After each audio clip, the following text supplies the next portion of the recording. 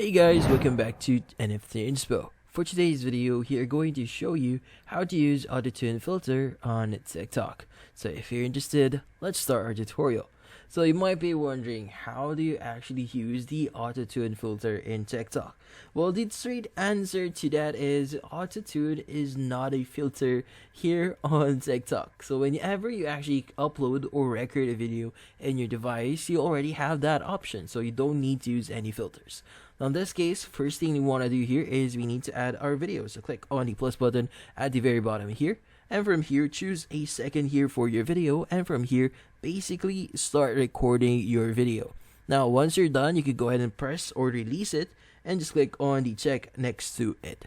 Now from here, as you can see at the top right of your screen, you should see this list of options that you could change or add into your video. So click on the downwards arrow there, just scroll down a bit until you see the voice option. So let's go ahead and click on it.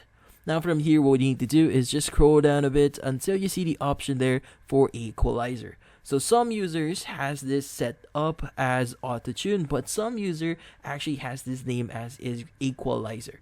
So these two options are actually the same thing. The only difference is the name itself. So the Autotune filter here is the equalizer Autotune here. So again, depending on what device or the current version of that specific TikTok account or your TikTok application, it might be named Autotune or equalizer. But that's about it.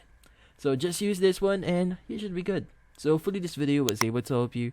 Like and subscribe to NFT Inspo. Thank you for watching.